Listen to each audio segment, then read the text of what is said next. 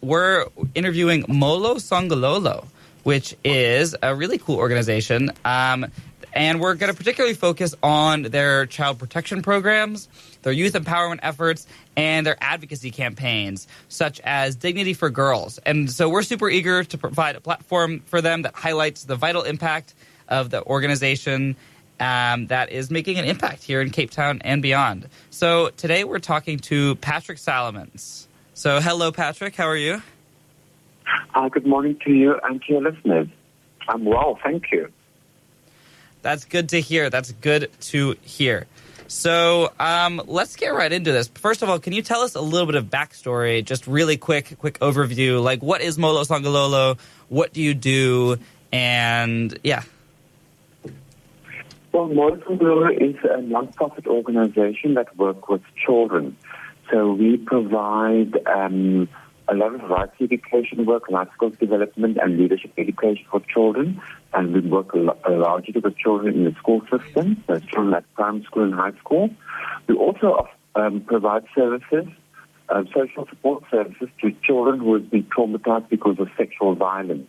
So that would be your rape cases, your statutory rape cases, your sexual assault cases, your sexual grooming cases, your child pornography cases, sexual exploitation and trafficking in children cases. So we provide basic counseling, we provide therapeutic work, we do assessments, we do referrals, we support children through the policing process and also the legal process, try to get them and keep children within school. And where children need medical assistance, of course, we also monitor children's health and overall well-being and do ongoing monitoring with those children to make sure that they are fully protected and that they are afforded space for healing and for justice. And then, of course, we do a lot of awareness and advocacy work to promote the rights and protection of children. And then also we work with community service providers where we share some of our learnings and our expertise to build capacity to improve service delivery for children. So in a nutshell, that is more or less the four areas that we focus on. So this year will be 46 years of working with children and promoting children. So, hi Patric, this is Camille. I wanted to ask, one of your key programs is about the child protection and victim empowerment. What kind of support do you offer to children who have experienced abuse or exploitation? Yeah, unfortunately we have a situation where sexual violence is very rife in South Africa and in the Western Cape and Cape Town in particular. So we find that there's quite a number of cases that get reported to us. So what we do is we, of course, do we do the initial follow-up and collect all the information about the case, find out who the persons are that's involved, the alleged victim, what the situation is. We develop a needs assessment. We then provide interventions, counseling, therapeutic work, empowerment work with the children. And, of course, we do ongoing support work. Visiting children regularly at their homes, for example, we find that is very good because children develop trust. And also you're able to work with a family and family members who live with the child, the people that live with the child. And then you're able to get a very full and comprehensive idea about the challenges that the child faces. And that helps you to mobilize resources that can assist the child, whether it is other social support services that Molo Songololo can't offer, then you refer them. If it is sort of food security services, but if the children or the household need food parcels or any other social service like social grants, for example, we can assist them with that. If children drop out of school, we can get them back to school. And so we try to provide a kind of comprehensive services to these children. Because when something bad happens to children, and your listeners will know this, when something bad happens to a child, they often drop out of school, they often become dysfunctional or introvert, and often it's very difficult for them to express to others around them, to their parents, to the siblings, to people that they live with, exactly what happened to them and how they feel. And so we provide that opportunity for them, where we build trust, where we try and work with them, and we work it at their pace, right? And of course, the children is still in a very difficult situation, that we would help to facilitate that the children be removed and put in a safe place. And can you also tell me more about the Dignity for Girls campaign? Why is access to sanitary products so crucial for girls' empowerment? Yeah, and I think it's essential. It's part of every human being's experience, and in particular, it largely affects women because it is their body, and therefore they go through this natural process regularly from the moment they are developing from a child into an adult. They go through a process of reproductive health development, and so the menstrual cycle and the period is a normal, natural part of any female. So, unfortunately, in South Africa, not all girls have either access to maintain good hygiene and have access to sanitary products to maintain good menstrual health. And the children that we work with, they are from the poorest of the poor, and they ordinarily don't have access to sanitary products. And so we then provide children, especially those that we work with, in our programs, and we provide them regularly with access to these products, because we have experience with children drop out of school, they feel ashamed, they are being bullied, they are being shamed by other children, they're being bullied by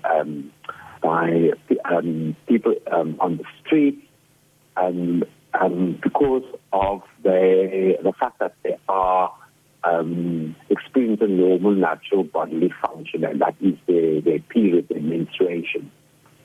So what we find is that where children have access to sanitary products and toiletries, that they are able to thrive, that they're able to not drop out of school, and that they maintain good confidence and their dignity. So that's why we call it Dignity for Girls, because we believe that every girl deserves dignity, and that a woman's natural body function should not be a reason why her dignity is being violated, eroded, ignored, and mistreated. So that's why we do the annual donation drive. We're asking members of the public, we're asking our supporters, we're asking people who can afford to make donations to Molo Songololo of sanitary pads and of toiletries. Because we believe we can't just give a girl a sanitary pad, we also have to give a girl some toiletries, because dignity, bodily integrity and dignity is not only one particular body part, it's the whole body of a person. So and teenagers, we all been teenagers. Many of your listeners will know when we are teenagers, we like to also look good, smell good, and feel good. So that's why we also provide them with toiletries like shampoo and conditioner, underarm, body spray, Vaseline, and those things that teenagers would use, toiletries that teenagers ordinarily use, so that they can maintain their dignity. And so we're calling on your listeners. If any of them are there out there want to make donations, they're welcome to do so to Molo Songololo. Yeah, I am actually. I graduated from high school in May of last year, and so I know just how important it is for that social aspect, both for your mental health and for like so many other parts of you, just to feel good about yourself when you wake up in the morning. So you guys are doing some pretty incredible work there. Could you talk a little bit about the future? Do you see these problems going away at all? Like, what do you like? Where is Molo Songololo going to be in 10 years? You know, like what does the future look like for these problems and for the organization? Yes, the future. Yes, of course, we would like to see a world where children are respected, that their rights are respected and implemented. We'd like to see a world where children are safe and protected. And we'd like to see a world where children can play and develop normally and naturally. And then also a world where children can explore and develop their intellects and their talents without any hindrance. And that is, of course, our vision that we have. Unfortunately, we still have a long way to go. Molo Songololo is now 46 years of age. And for the future, what we would like to see is that Molo Songololo will continue to be able to make strategic interventions to improve the safety and protection of children, to improve the enjoyment of rights. Children can enjoy more of their rights, but their basic rights is particularly important. Children can be proud of their name and their nationality, and therefore every child must have a birth certificate, must have identity document, and those documents must be respected and protected. The children can claim their full citizenship. We also like to see that every child, right, are able to access quality education. So that is what we really, really need to work on. In South Africa, we still have situations with poor children. Their education is compromised because of poor interventions, poor resources, lack of resources. So we'd like to see that we improve on the quality of services, educational services for our children. And of course also children's health, nutrition. Nutrition and health for children is very, very important. If children don't have good nutrition, and in South Africa we already see that in certain pockets we see there's an increase in malnutrition and hunger. So we need to make sure that in the future we can reduce that and make sure that all children do not experience hunger. There's enough food in South Africa, so we've got to make sure that we can act strategically to ensure that we can feed our children. And of course for that also food security journey for the whole population is important. So therefore we need to make sure that we can improve on our food basket, grow our own food, manufacture our own products. So that's going to be very crucial for South Africa. And then the other thing is, of course, also justice for children, right? It's very, very important. We need to reduce the abuse, the harassment, the violence, the crime against children. And that is something that we need to do and ensure that all children are able to enjoy freedom and justice. So that when something bad happens to a child, that we can make sure that we can identify it as quickly as possible and that we can correct the situation and make sure that the child experiences justice. And those who are violating children, that we are able to address them and deal with them also very effectively. And of course also we need to make sure that we can rehabilitate people. So rehabilitation will be important. Alternative ways of dealing with things is important.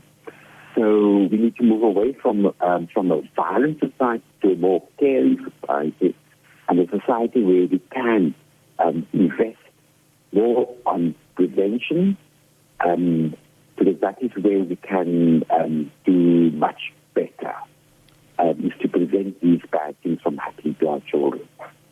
That sounds like a lot of just really incredible goals that you guys have, and I'm really excited to see where Molo Songololo goes in the future and what impact you have. And it sounds like there's a lot to be excited for. You know, like the future looks bright both for like children and for Molo Songololo and for our country and like the world as a whole. So you guys are doing some incredible work. We're reaching the end of our time together. So in one or two sentences, do you have any last words, any last message you want to leave our listeners with? So just for the listeners of Bush Radio is to keep an eye on children, right? If you suspect something, please do something about it. Not many children are being harmed because someone didn't intervene before it happened. So prevention is key. So keep an eye on our children. Go to your local community, work in your local community. Go to the school. Go and volunteer. Go to the library. Go to a school. Work at the clinic. Organize activities for children that's safe.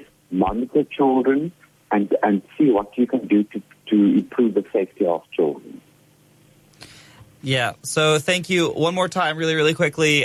Where can we reach out, like where listeners can donate, can get involved, can just follow your progress?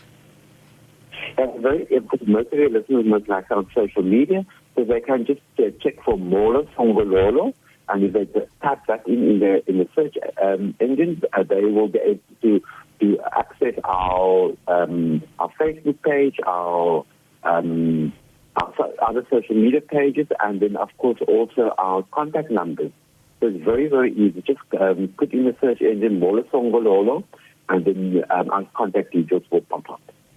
Amazing. Thank you so much for joining us today, Patric. I'm very excited. Like I said, I'm very excited to see where this goes in the future. And thank you guys again for all of the incredible work that you are doing. Thank you for the opportunity, and have a good day, you and your listeners. Thank you, Patric.